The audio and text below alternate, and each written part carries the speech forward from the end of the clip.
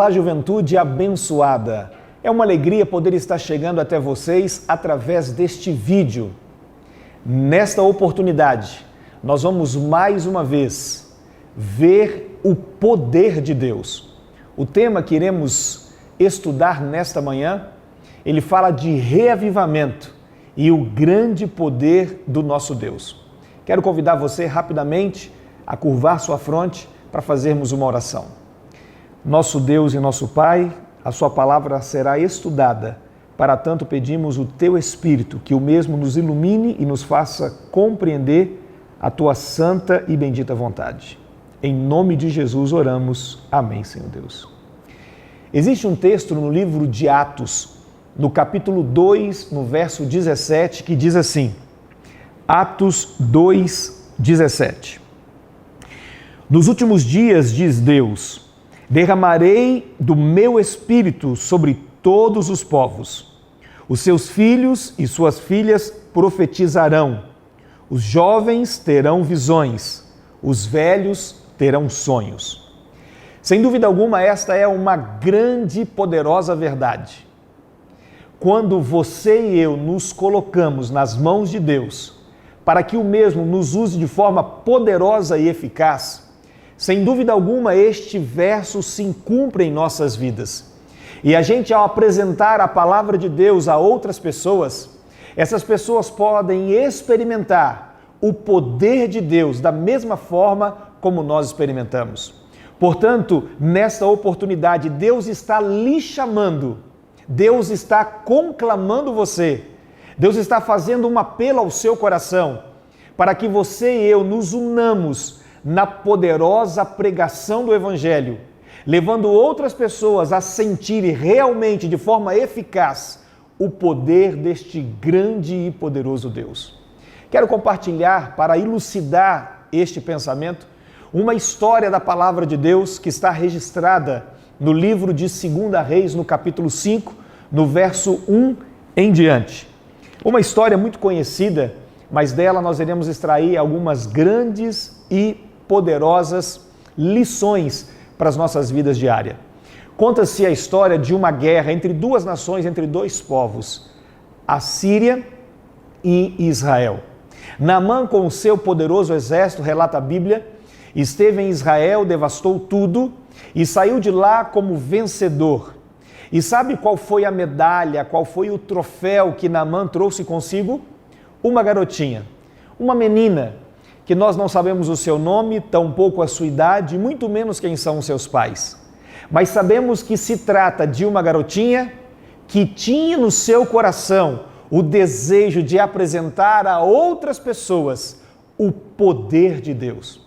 Aquela garotinha foi servir ali na casa de Naamã, a sua senhora, e ali estava ela como escrava, cuidando de uma coisa e outra, quando num belo dia ela percebeu, ela entendeu que Naamã, o seu senhor, tinha um terrível problema. E o problema de Naamã era um problema para a morte. Naamã não tinha esperança. A sua enfermidade, a lepra, dizia fortemente em seu coração que a única certeza que havia em sua vida era que mais cedo ou mais tarde ele poderia vir a óbito, ele poderia morrer.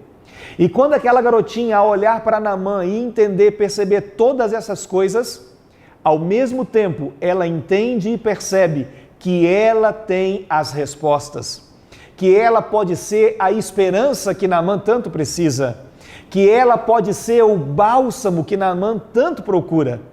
Mas agora, diante deste desafio, ela também se depara com uma situação. O que fazer? O que fazer diante da oportunidade de testemunhar desse grande e poderoso Deus? O que fazer diante da oportunidade de testemunhar a outras pessoas e apresentar a essas pessoas o poder de Deus que habita em nós? Aquela garotinha, ela tinha dois caminhos a percorrer. Ser esperança na vida daquele grande e poderoso homem, Naamã, ou simplesmente abaixar a cabeça e passar de longe. Eu quero dizer para você que ela tinha alguns argumentos que ela poderia ter feito uso para não ser bênção na vida de Naamã, para não pregar a Naamã. Aquela garotinha poderia ter pensado assim, euzinha aqui, ser esperança para este homem? Não, jamais. Ele foi no meu país, devastou tudo, acabou com tudo. Não foi o suficiente, ele me arrancou do convívio dos meus pais, me arrancou do ambiente da minha família, me arrancou do meio dos meus brinquedos e me trouxe aqui para a sua casa, para ser uma escrava, para servir a sua senhora. O que ele merece realmente, como consequência de todo o mal que ele causou a mim, é a morte. E ela poderia ter pensado assim, e sem dúvida alguma ela teria razão para pensar dessa maneira. Mas sabe o que chama a minha atenção? É que nem sequer isso passou pela sua cabeça. Um outro argumento que ela poderia ter usado, ela poderia ter pensado assim, porque havia uma crença na época que quando duas nações lutavam uma contra a outra, a nação vencedora, o Deus dessa nação era mais poderoso, mais forte do que a nação que perdia. Então ela poderia ter pensado, eu quando abri a minha boca para falar que em Israel tem um Deus poderoso, magnífico e que pode resolver todas as coisas, eles vão dizer, menina, coloque-se no seu lugar.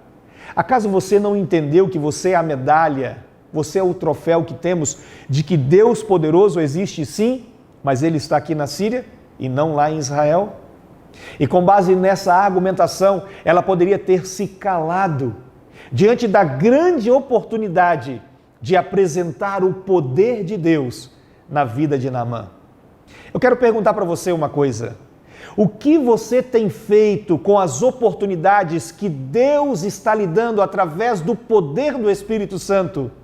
O que você tem feito com as oportunidades que Deus entrega em suas mãos? As oportunidades de testemunhar a outras pessoas, de ser bênção a outras pessoas, a oportunidade de apresentar o poder de Deus que habita em você, para que este mesmo poder ele possa habitar na vida de outras pessoas? Tem você cruzado os braços? Tem você se calado? Tem você ficado inerte diante do chamado que Deus tem feito a você? A grande verdade é que nem o primeiro argumento, nem o segundo, eu poderia passar aqui muito tempo falando de diversos argumentos que ela poderia ter usado para não pregar a Naamã, sequer passou pela sua cabeça. Muito pelo contrário, olha que diz o verso 3 do capítulo 5 de 2 Reis, diz a Bíblia, um dia ela disse à sua senhora, se o meu senhor procurasse o profeta que está em Samaria, ele o curaria de sua lepra. O que você consegue enxergar nas palavras dessa garotinha?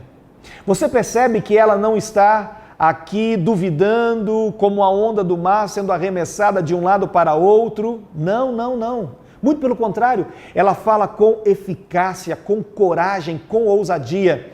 Se ele estivesse lá, ele seria curado. E é por isso que a mulher de Naamã crê, o próprio Naamã acredita e também o rei da Síria, e mais que depressa envia Naamã. Porque quando você se levanta, quando eu me levanto, quando nós nos levantamos em nome do Senhor dos Exércitos, para pregarmos o Evangelho eterno de salvação, cai por terra todas as potestades do mal, e o poder do Espírito Santo envolve as pessoas, sabe para quê? Para que elas sejam convencidas do pecado, para que essas pessoas se arrependam e recebam de Deus o grande e poderoso milagre que o Senhor quer realizar. Portanto, nessa oportunidade, Deus te chama, Deus me chama, Deus chama cada um de nós para irmos em seu nome, para fazermos diferença. E sabe qual é o resultado? O resultado é milagre. Verso 14 de 2 Reis, capítulo 5, diz, assim ele desceu ao Jordão, mergulhou 7 vezes, conforme a ordem do homem de Deus. E diz a Bíblia que Naamã foi purificado, a sua pele se tornou como a pele de uma criança. E no verso 15 a Bíblia declara, então Naamã e toda a sua comitiva voltaram à casa do homem de Deus. Ao chegar diante do profeta, Naamã disse, agora sei que não há Deus com D maiúscula em nenhum outro lugar, senão em Israel. Por favor, diz a Bíblia, aceite um presente do teu servo. Quando Deus realiza um milagre, Ele faz por completo.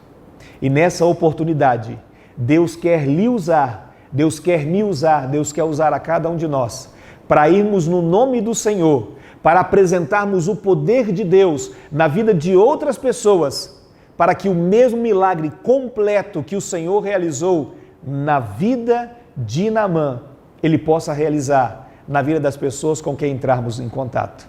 Que Deus te abençoe, que Deus lhe guarde, que Deus lhe proteja e que juntos, num só propósito, possamos fazer um grande movimento de salvação, apresentando às outras pessoas o poder de Deus, para que elas também possam se entregar ao Senhor.